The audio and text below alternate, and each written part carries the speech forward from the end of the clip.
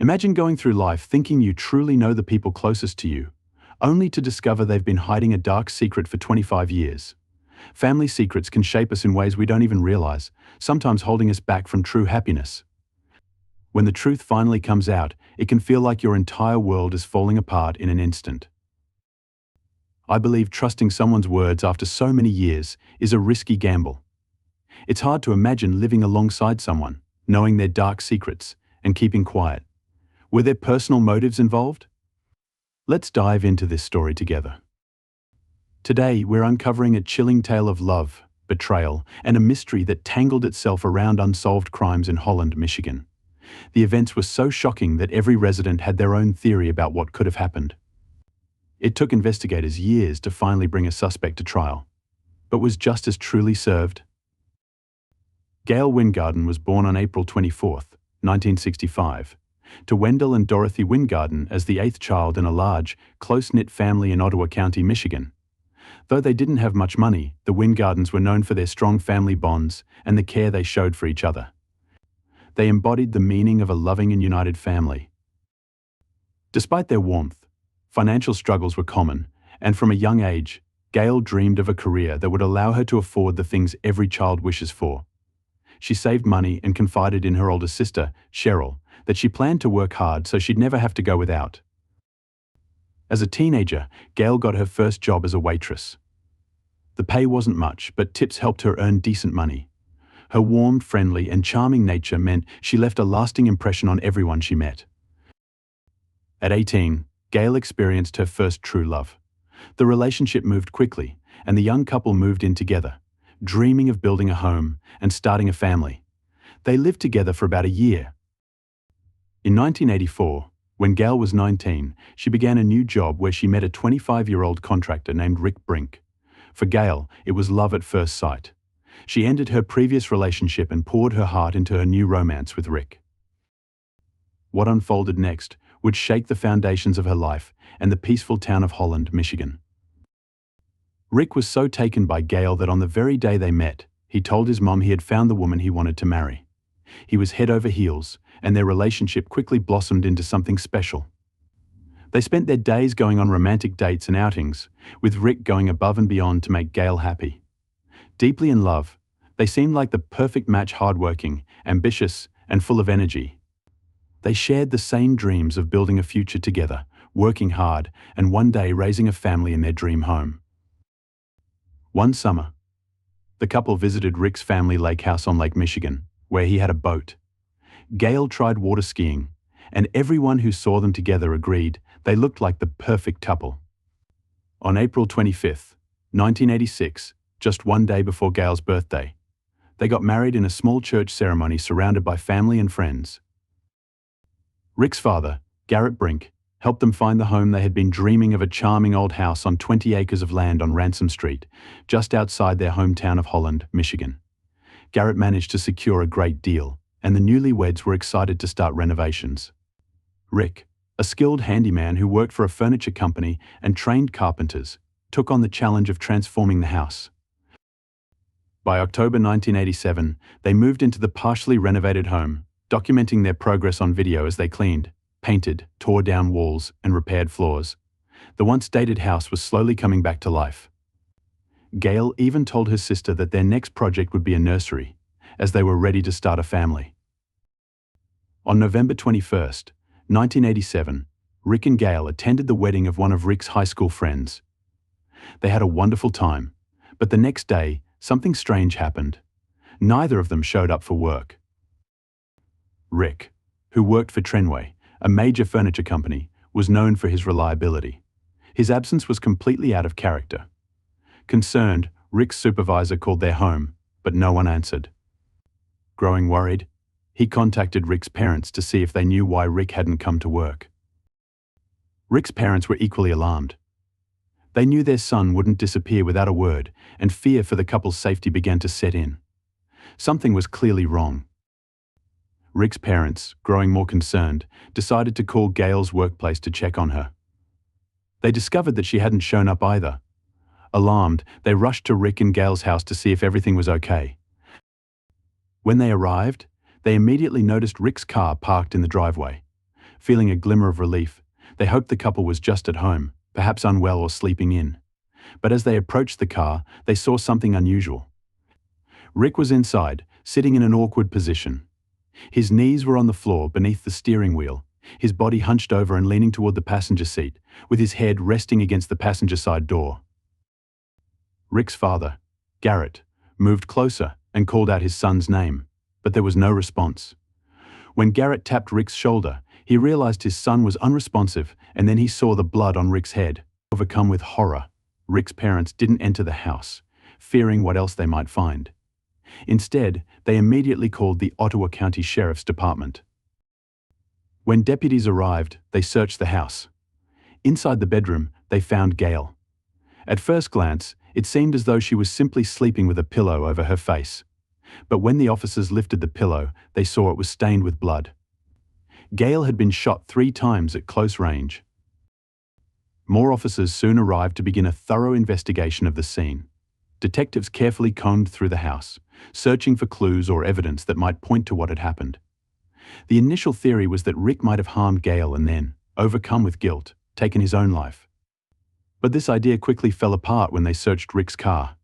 There was no weapon to be found, nor was there any evidence linking him to an attack on his wife.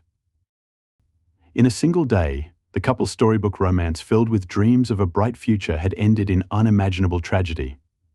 Both Rick and Gail were gone, their love story transformed into a nightmare. Yet, there was no clear motive, no suspect, and no explanation for the violence that had shattered their lives. The investigation pressed on, and the weapon used in the crime was identified as a .22 caliber revolver. Rick had sustained fatal injuries from 2 close-range gunshots to the head. Investigators also found a bullet hole in the passenger side window of Rick's car, which was shattered. The driver's side window was partially rolled down, leading authorities to believe that Rick had willingly lowered it to speak with someone he likely knew and trusted, as there were no immediate signs of danger. Inside the house, there were no signs of a robbery or forced entry. The door was intact, and the house remained undisturbed. Nothing was stolen or ransacked. Rick and Gail's wallets were on the kitchen table, untouched, with cash and credit cards inside. Their wedding rings were still on their fingers, and scattered jewelry in the house was left untouched. The lack of shell casings and the fact that the bullets remained lodged in the victims suggested that the perpetrator had come with a singular purpose to take their lives. The physical evidence was sparse. 6 fingerprints were found in the house. 4 belonged to Rick and Gail, while the remaining 2 couldn't be matched to any known records in law enforcement databases. Investigators determined that the murders occurred in the early hours of November 22nd, just hours after Rick and Gail were last seen leaving a wedding reception at around 11 p.m. on November 21st. Despite the scarcity of physical evidence, rumors and speculations swirled throughout the community. However, not everyone with suspicions was forthcoming, and investigators found it challenging to gather actionable leads. No arrests were made, and no suspects were identified. To trace the couple's final hours, detectives began questioning friends, family, and co-workers. One of the first people they spoke with was Gail's brother, Ryan Wingarden. He revealed that Gail's ex-boyfriend had confronted her publicly, professing that he still loved her and was jealous of her relationship with Rick. According to Ryan, the ex-boyfriend had even tried to persuade Gail to leave Rick and return to him. This revelation added a layer of intrigue to the case, but without concrete evidence, it remained a lead that investigators couldn't immediately act on. The mystery deepened as the town of Holland, Michigan, continued to reel from the shocking tragedy. Gail was happily married, and despite the ex-boyfriend's feelings, she had moved on. Police tracked him down and brought him in for questioning. He denied any involvement, willingly took a polygraph test which he passed, and provided a solid alibi. With no evidence linking him to the crime, authorities ruled him out as a suspect. A few days into the investigation, another lead surfaced. The previous owner of Rick and Gail's house came forward with an intriguing theory. He suggested that the crime might have been a case of mistaken identity, that the perpetrator could have been targeting him instead, unaware he no longer lived there. This former owner, known by the nickname Shotgun, had a complicated past. He was once affiliated with a motorcycle club and had been involved in trafficking banned substances and weapons. However, Shotgun had turned informant, working with federal agents after he opposed the sale of illegal substances to teenagers. He provided information on criminal activities within certain groups. Detectives pursued this lead thoroughly. They interviewed other informants, questioned members of motorcycle clubs in Detroit, and tried to connect the dots. Despite their efforts, no evidence emerged linking these groups to the double homicide of Gail and Rick. After about a month, this theory was dismissed due to a lack of substantial proof. Then, on Christmas Eve, a shocking new development occurred. Another violent crime was reported near the Brinks home. Deborah Wilson, a local woman, was found dead in her backyard, having suffered a fatal neck injury. Investigators soon discovered that Deborah and Gail had attended the same high school, were in the same graduating class, and shared overlapping social circles. This chilling coincidence raised immediate suspicions that the two crimes might be connected. The small town of Holland, Michigan, was gripped by fear. Residents were on edge, speculating whether the same perpetrator could be responsible and wondering if more victims would follow. The senselessness of the crimes cast a shadow over the once peaceful community, leaving everyone on high alert. That Gail's brother, Ryan Wingarden, had behaved strangely after the murders. Cheryl and her aunt revealed that Ryan seemed unusually nervous and avoided discussing the tragedy altogether. Over the years, his evasive behavior had raised suspicions within the family. Detectives decided to take a closer look at Ryan. They began questioning other family members and acquaintances who had interacted with him around the time of the murders. Several noted that Ryan's demeanor had changed drastically after Gail and Rick's deaths. Some described him as withdrawn and secretive, while others mentioned moments where he seemed overly defensive when the topic of the murders came up. The detectives found it curious that Ryan had never been formally interrogated during the original investigation. To better understand his potential involvement, they started piecing together his movements and behavior from that time. Through their interviews, the detectives learned of an incident where Ryan reportedly confided in someone close to him.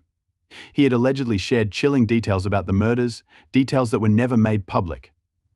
This revelation gave detectives enough cause to bring Ryan in for questioning. In early 2013, investigators approached Ryan Wingarden and asked him to recount his version of events from November 1987. Ryan's story was vague, inconsistent, and riddled with contradictions. When confronted with evidence and witness statements, Ryan began to falter. Detectives then focused on building a psychological profile and gathering corroborating evidence. They uncovered allegations that Ryan had a strained relationship with Gail, stemming from unresolved jealousy and resentment. Some family members even suggested that Ryan had been possessive and controlling toward his younger sister. After months of interviews and analysis, the detectives believed they had enough evidence to proceed. In early 2014, Ryan Wingarden was arrested and charged with the murders of Rick and Gail Brink. The case that had remained cold for nearly 25 years was finally brought to trial. Prosecutors argued that Ryan had acted out of jealousy and anger, unable to accept Gail's happiness and her life with Rick. The defense, on the other hand, claimed there was no physical evidence tying Ryan to the crime scene. The trial brought the family's long-buried pain to the surface, as dark secrets were exposed and relationships were tested. It was a shocking and emotional journey for everyone involved. During the January 15th interview, Pam's account shifted in a startling way. She began to unravel under the pressure of questioning and confessed that Ryan had told her he was involved in the murders of Rick and Gail Brink. According to Pam, Ryan confided in her shortly after the crime but swore her to secrecy, saying they needed to protect each other and their future. Pam described how Ryan had admitted to shooting both Gail and Rick. She explained that he had been angry and jealous, feelings that had festered for years.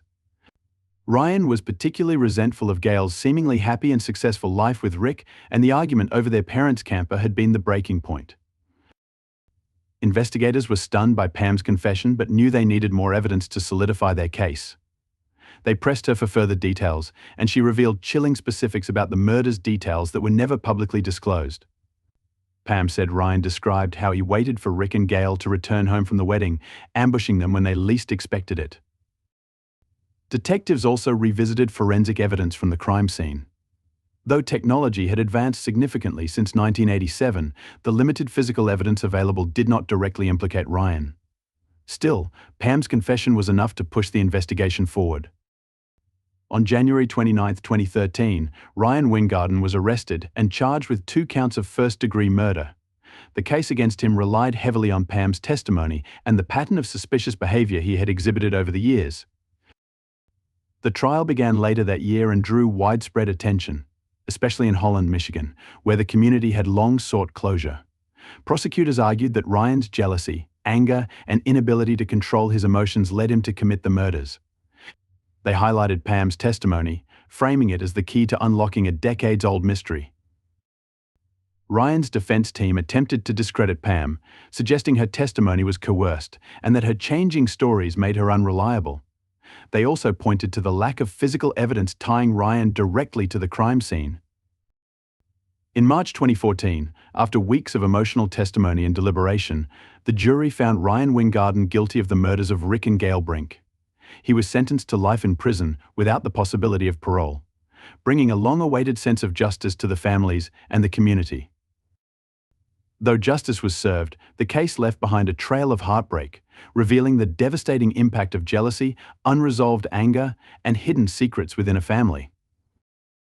During Ryan's trial, the prosecution painted a picture of a man consumed by jealousy, anger, and unresolved family issues. They argued that Ryan's deep resentment toward Gail, combined with fears that she might reveal their disturbing past, led him to murder his sister and her husband in cold blood. Pam's testimony was central to the case, as it provided chilling details about the events surrounding the crime. Pam recounted how Ryan had admitted to the murders and even brought her to the scene the day after the crime, where she saw the bodies of Rick and Gail. She also testified about the years of threats and emotional manipulation she endured, which kept her from coming forward earlier. The prosecution highlighted her fear and Ryan's attempts to control her as evidence of his violent and coercive nature. Other witnesses, including Ryan's aunt and sister Cheryl, testified about his strange behavior and incriminating comments over the years. Cheryl recalled instances when Ryan had made unsettling remarks about the crime, including wondering aloud if he could have been responsible.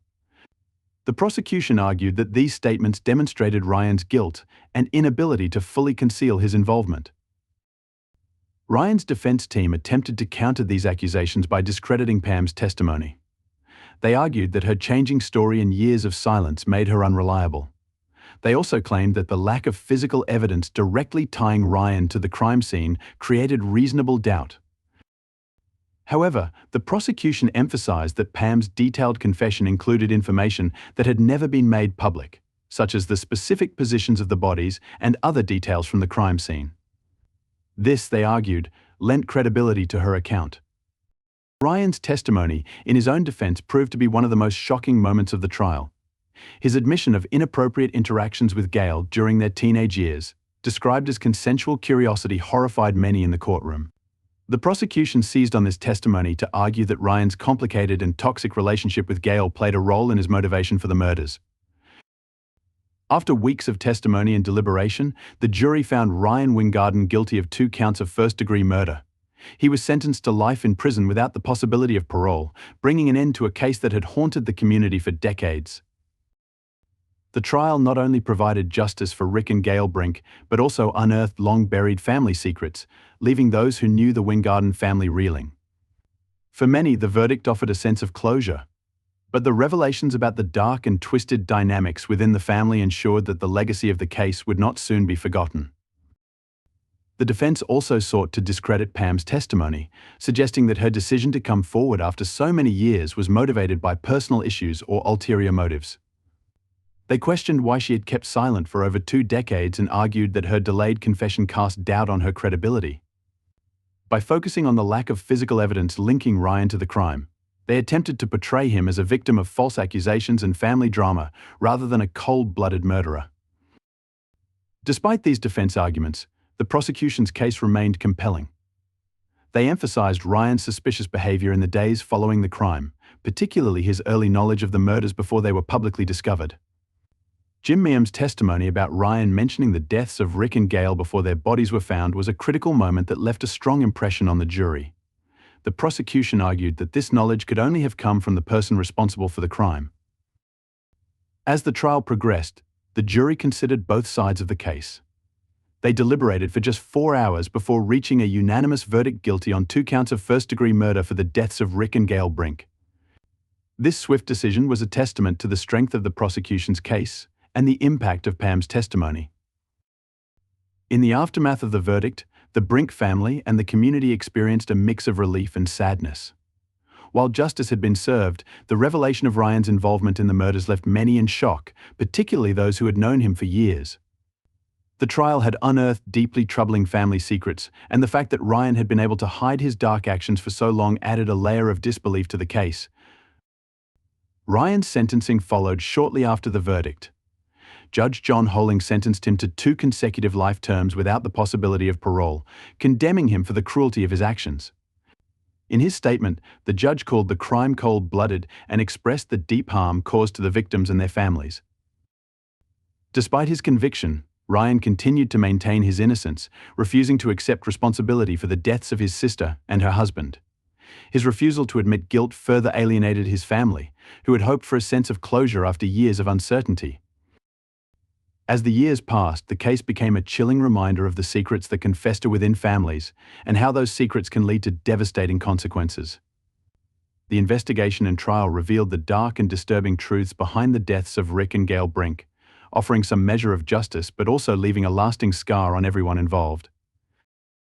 Pam's testimony played a central role in the prosecution's case, but the defense focused on undermining her credibility, especially due to the 25 years that had passed before she came forward with her confession.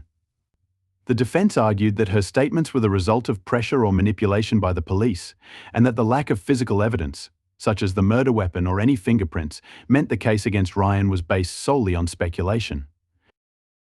Despite these challenges, the prosecution countered that the nature of the crime, personal and brutal, pointed to Ryan as the perpetrator. The fact that both victims had been shot in the head at close range suggested an intimate knowledge of the victims, something that would not be typical in a random attack. Moreover, the early knowledge Ryan displayed about the crime, particularly mentioning the deaths before the bodies were discovered, provided additional circumstantial evidence that tied him to the murders. The case was complicated by the passage of time. It's difficult for juries to make decisions based on decades-old evidence, and the lack of forensic evidence left gaps in the narrative.